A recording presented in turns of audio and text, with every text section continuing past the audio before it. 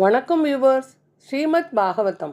ஸ்ரீமதி கீதா வீரராகவன் எளிய தமிழில் எழுதிய ஸ்ரீமத் பாகவதம் பகுதி 243 காண்போமா?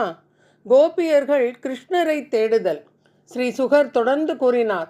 பகவான் ஸ்ரீ கிருஷ்ணர் மறைந்தவுடன் அவரை காணாத கோபியர்கள் அவரை அங்கும் இங்கும் கிருஷ்ணா கிருஷ்ணா என்று அழைத்தபடியே தேடினர். அவர்களுடைய கூக்குரல் எங்கும் எதிரொலித்தது. ஆண் யானையை காணாத பெண் யானையை போன்று துக்கம் கொண்டனர். கோபியர்கள் பகவான் ஸ்ரீ கிருஷ்ணரை நினைத்தவுடன் அவருடைய அழகிய நடை, ரம்யமான சிரிப்பு, கருணை தவழும் பார்வை, அன்பு தவழும் முகம், பகவானுடைய திவ்ய லீலைகள் போன்றவற்றில் தங்களுடைய மனதை பறிகொடுத்தனர். பகவான் ஸ்ரீ கிருஷ்ணரின் நினைவிலேயே மூழ்கிப்போன கோபியர்கள் அவரது பல்வேறு உன்னத லீலைகளை நடிக்கத் தொடங்கினர். பிரியமான கோபியர்கள் தமது பிரியத்திற்குரிய கிருஷ்ணரின் நினைவிலேயே மூழ்கி நான் தான் கிருஷ்ணன் என்று கூறிக்கொண்டே அவர் நடப்பதை போன்று, சிரிப்பதை போன்று, பார்ப்பதை போன்று, பேசுவதை போன்று பாவனை செய்தனர். பகவான் ஸ்ரீ கிருஷ்ணரை பற்றி உரக்க பாடிக்கொண்டு தாங்கள் பார்த்த மரம், செடி, கொடி ஆகியவற்றிடம் ஸ்ரீ கிருஷ்ணரை நீ பார்த்தாயா என்று கேட்டுக்கொண்டே பைத்தியம் பிடித்தவர்கள் போல ஒவ்வொரு இடமாக தேடினார்கள். அஸ்வத்த மரமே, ஆலமரமே, நீ எங்கள் கண்ணனை பார்த்தாயா? தன் பார்வையாலும் புன்முறுவலாலும் எங்கள் உள்ளங்களை கவர்ந்த கண்ணனை பார்த்தீர்களா? குரவ மரமே, நாவல் மரமே, நாக மரமே, புன்னை மரமே, செண்பக மரமே, எல்லா பெண்களின் கர்வத்தினையும் தமது புன்னகையினாலேயே அழிக்கும் அழகான பலராமனின் தம்பி இந்த வழியாக சென்றதை பார்த்தீர்களா? ஸ்ரீ பகவான் ஸ்ரீ கிருஷ்ணரின் திருவடியில் சேவை செய்யும் துளசியே, மங்களங்கள் ஆனவளே, உம்மை திருமாலையாக தரித்த அச்சுதனை கண்டீர்களா? மாலதியே, மல்லிகையே, ஜாதியே, பிச்சியே, ஸ்ரீ கிருஷ்ணர் உங்களை மகிழ்விக்க தமது திருக்கைகளால் உங்களை தடவிக்கொண்டே செல்வார். அந்த கிருஷ்ணர் இந்த வழியாக சென்றதை கண்டீர்களா? யமுனை நதிக்கரையில் உங்களது வாழ்வையே பிற நலனுக்காக அர்ப்பணித்து கொண்டிருக்கும் மாங்கொடியே, பிரியால மரமே, பலா மரமே, ஆனை மரமே, கோவிதார மரமே, நாவல் மரமே, எருக்கம் செடியே, வில்வ மரமே, மகிழ மரமே, மாமரமே, கடம்ப மரமே, நீப்ப மரமே, நாங்கள் எங்கள் மனத்தை தொலைத்து விட்டோம். கிருஷ்ணர் இவ்வழியாகச் சென்றாரா என்பதை உரைப்பீராக. அன்னை பூமியே, பகவான் ஸ்ரீ கிருஷ்ணரின் திருவடி தாமரைகளின் ஸ்பரிசம் படுவதற்கு நீ என்ன தவம் செய்தாயோ? அந்த ஸ்பரிசத்தின் விளைவாக எழுந்த இன்பத்தினால் உனது மேனி மயிர்கூர்ச் செறிந்தனையோ? முன்பு வாமனனாக உன் மீது அடி வைத்தான். ஸ்ரீ வராகமூர்த்தியாக உன்னை தூக்கினான். எப்படிப்பட்ட பாக்கியத்தை அடைந்து விட்டாய்! எங்கள் மீது பாசம் உள்ள மான்களே, ஸ்ரீ கிருஷ்ணரை கண்டீர்களா? இந்த வழியாகச் சென்றாரா? ஸ்ரீ கிருஷ்ணர் சூடிய குறுக்கத்தி மாலையின் மனம் இங்கு வீசுகிறது. ஏதோ ஒரு கோபிகையுடன் கிருஷ்ணர் சென்றிருக்க வேண்டும். ஏனென்றால் கோபிகை மார்பில் பூசியிருக்கும் குங்குமச் சாந்தின் மனமும் வீசுகிறது. மரங்களே, ஸ்ரீ கிருஷ்ணர் ஒரு கோபிகையின் தோளில் கையை போட்டுக்கொண்டு மற்றொரு கையில் தாமரை பூவுடன் சென்று இருக்கிறார். அவர் சூடியிருந்த மாலையில் உள்ள தேனை பருக வண்டுகளெல்லாம் உடன் சென்றுள்ளன. அவ்வாறு செல்லும் பொழுது அவர் உங்களை அன்போடு பார்த்து கொண்டே சென்றிருப்பார். அவரை நீங்கள் கண்டீர்களா? இவ்வாறு மரம், செடி, கொடி இவைகள் அனைத்தையும் கேட்டுக்கொண்டே கோபியர்கள் பைத்தியம் பிடித்தது போல ஸ்ரீ கிருஷ்ணரை தேடினார்கள். ஸ்ரீ கிருஷ்ணரை தேடுவதிலிருந்து கவனம் மாறி அவரது நினைவில் முற்றிலும் தன்னிலை மறந்து அவரது பல்வேறு லீலைகளை நடிக்கத் தொடங்கினர். ஒருத்தி பூதனையின் வைபவத்தை பாவனை செய்தாள். ஒருத்தி குழந்தை கண்ணனாக மாறி அவளிடம் பால் குடித்தாள். மற்றொரு கோபி சகடாசுரனாக நடித்த கோபிகையை எட்டி உதைத்தாள். ஒருத்தி திருநாவர்தன் வைபவத்தை பாவனை செய்தாள். ஒருத்தி வத்சாசுர வைபவத்தை பாவனை செய்தாள். ஒருத்தி பகாசுர வைபவத்தை பாவனை செய்தாள். நான் தான் கிருஷ்ணர், என்னுடைய அழகை பாருங்கள் என்றாள். மற்றொரு கோபி மேலாடையை குடைபோல் பிடித்து கொண்டு புயல், காற்று, மழைக்கு அஞ்ச வேண்டாம், நான் கோவர்தன மலையை குடையாக பிடித்து விட்டேன் என்றாள். ஒரு கோபிகை மற்றொரு கோபிகையை படுக்க வைத்து அவள் முதுகில் ஏறி நின்று நான் காளியனை அடக்கிவிட்டேன் என்று நர்த்தனமாடினாள். மற்றொரு கோபிகை உரலில் கட்டுண்ட தாமோதர லீலையை செய்து காட்டினாள்.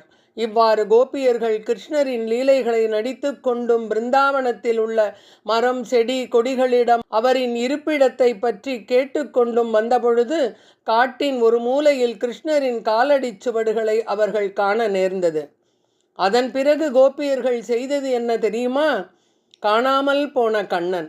கோபியர்கள் கூறினர், இக்காலடி சுவடுகளில் தெளிவாக காணப்படும் கொடி, தாமரை, வஜ்ராயுதம், அங்குசம், வார்கோதுமை மணி போன்ற அடையாளங்கள் இவை நந்த மகாராஜாவின் மைந்தனுடையவை என்று உறுதி செய்கின்றன. கிருஷ்ணரின் அடிச்சுவடுகளை கொண்டு அவர் சென்ற பாதையில் கோபியர்கள் நடக்கத் தொடங்கினர். ஓரிடத்தில் அடிச்சுவடுகளுடன் இன்னொரு கோபியின் காலடி சுவட்டையும் பார்த்து மிகவும் துயரமடைந்து பின்வருமாறு கூறினர். கிருஷ்ணரின் காலடி தடத்தோடு இன்னொரு பெண்ணின் காலடி தடமும் பதிந்துள்ளன. இது யாருடைய காலடி தடம்? இது யார்? இருவருடைய காலடி தடங்களையும் கூர்ந்து கவனித்தார்கள். அந்த தடங்களை பார்க்கும்போது ஒருவர் தோளில் ஒருவர் கை போட்டு கொண்டு சென்றது போல் இருக்கிறது. ஸ்ரீமத் பாகவதம். அனயாராதிதோ நூதம் பகவான் ஹரிர் ஈஸ்வரக யன்னோ விகாய கோவிந்த பிரீதோயாம் அயத்ரக. இந்த ஸ்லோகத்தில் ஆராதித்தோ என்று வந்திருப்பதால் கிருஷ்ணருடன் வந்த பெண் ராதை என்று கூறப்படுகிறாள். எல்லாம் அல்ல கோவிந்தனை அந்த கோபி முறையாக பூஜித்திருக்கிறாள். அதனால் அவள் மீது மகிழ்ச்சி கொண்ட கிருஷ்ணர் நம்மையெல்லாம் விட்டுவிட்டு அவளை ஒரு தனி இடத்திற்கு அழைத்து சென்றுள்ளார். பெண்களே, கோவிந்தனின் திருவடி தூசு படிவதற்கு இந்த பூமியானது எத்தனை புண்ணியம் செய்திருக்க வேண்டும். பிரம்மதேவனும் சிவபெருமானும், ஏன் மகாலட்சுமி தாயார் கூட கிருஷ்ணரின் பாதத் தூளிகளை தலையால் தாங்குகின்றனர். நம்மில் ஒருத்தி ஸ்ரீ கிருஷ்ணரை பிரிந்து தனியே அழைத்து சென்று விட்டாள். ஸ்ரீ கிருஷ்ணருக்கு அதுதான் விருப்பம் என்றால் நமக்கும் அதுவே விருப்பம். ஸ்ரீ கிருஷ்ணர் இன்பமடைந்தால் அதுவே பேரானந்தம். கோபிகைகளே, நன்றாக இந்த தடத்தை கவனியுங்கள். இப்பொழுது அவளுடைய தடத்தை காணவில்லை. அவளுடைய மென்மையான பாதங்களை புற்களும் முட்களும் காயப்படுத்தி இருக்க வேண்டும். அதனால் கிருஷ்ணர் அவளை தூக்கி கொண்டு சென்றிருக்கிறார். இதோ இந்த இடத்தில் அவளுடைய பாதச்சுவடுகள் தெரிகின்றன. ஆனால் ஸ்ரீ கிருஷ்ணருடைய முன் காலடி தடம் நன்கு பதிந்துள்ளது. அவள் ஆசைப்பட்டு கேட்டதற்காக அவளை கீழே இறக்கிவிட்டு முன்கால்களை ஊன்றி பூக்களை பறித்து கொடுத்திருக்கிறார் என்பது தெரிகிறது. கிருஷ்ணர் அழைத்து சென்றது அவருடைய காதலி ராதை என்று தெரிவிக்கின்றனர். கிருஷ்ணர் அவருடைய காதலியின் கேசத்தினை அழகு செய்வதற்காக நிச்சயமாக இந்த இடத்தில் அமர்ந்துள்ளார். அவளுடைய தலையை வாரி பூச்சூடி இருக்கிறார் என்பது இந்த இடத்தை பார்த்தாலே தெரிகிறது. ஸ்ரீ கிருஷ்ணர் எப்போதும் ஆனந்தமயமானவர். அவருக்கு யாரும் ஆனந்தத்தை அளிக்க முடியாது. அவரவர் விரும்புகின்ற ஆனந்தத்தை கிருஷ்ணர் அளிக்கிறார். கோபியர்கள் அலைந்து திரிந்த பொழுது அவர்களுடைய மனம் முற்றிலும் குழப்பத்திற்கு ஆளானது. அவர்கள் கிருஷ்ணருடைய லீலைகள் பல்வேறு அடையாளங்களை சுட்டிக்காட்டினர். கிருஷ்ணர் தங்களையெல்லாம் விட்டுவிட்டு ஒரு கோபியை மட்டும் அழைத்து சென்றாரே, அவள்தானே மற்ற பெண்களை காட்டிலும் சிறந்தவள் என்று எண்ணத் தொடங்கினர். ஸ்ரீ கிருஷ்ணருடன் சென்ற கோபி எல்லோரையும் விட என்னைத்தான் விரும்புகிறார் என்று கர்வம் கொண்டு கிருஷ்ணரிடம், இதற்கு மேல் என்னால் நடக்க முடியாது. நீர் எங்கெல்லாம் செல்ல விரும்புகிறீரோ அங்கெல்லாம் என்னை தூக்கி கொண்டு செல்வீராக என்று கூறினாள். அவள் அவ்வாறு கூறியதும் பகவான் ஸ்ரீ கிருஷ்ணர், என் தோள்களின் மீது ஏறிக்கொள்வாயாக என்று கூறினார். இதை கூறிய அடுத்த கணமே கிருஷ்ணர் அங்கிருந்து மறைந்தார். இப்பொழுது அந்த கோபிகையின் காதலை மேலும் தீவிரப்படுத்துவதற்காக கிருஷ்ணர் அங்கிருந்தும் மறைந்து விட்டார். மற்ற கோபியரை போல் இவளும் புலம்பத் தொடங்கினாள். ஹே நாதா, அன்புக்குரியவரே, நீர் எங்கு இருக்கின்றீர்? என்னால் உங்களை காண முடியவில்லையே. நீர் எங்கு இருக்கின்றீர் என்பதை அருள் கூர்ந்து உரைப்பீராக என்று அழைத்தாள். ஸ்ரீ சுகர் தொடர்ந்து கூறினார். கிருஷ்ணரை தேடிக்கொண்டு அவர் சென்ற பாதையில் தொடர்ந்து வந்த கோபியர்கள் சிறிது தூரத்தில் சோகத்தில் அமர்ந்திருந்த தங்கள் தோழியை கண்டனர்.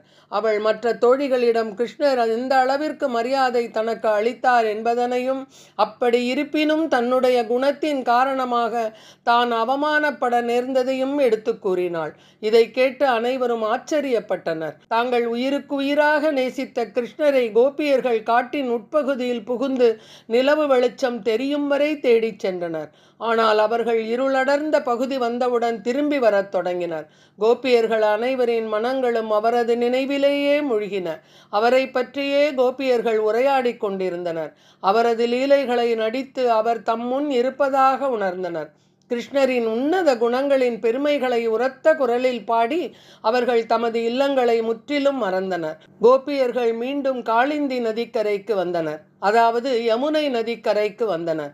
கிருஷ்ணரை தியானித்து அவர் திரும்பி வருவார் என்ற ஆர்வமுடன் நம்பிக்கையுடன் அவரை பற்றி பாடிக்கொண்டு கோபியர்கள் எல்லோரும் ஒருங்கிணைந்து கீழே அந்த மணல் திட்டில் அமர்ந்தனர். பிரிவு துயரினால் கிருஷ்ணரை காண வேண்டி வழிபட்டு அவரது புகழை பாடத் தொடங்கினர்.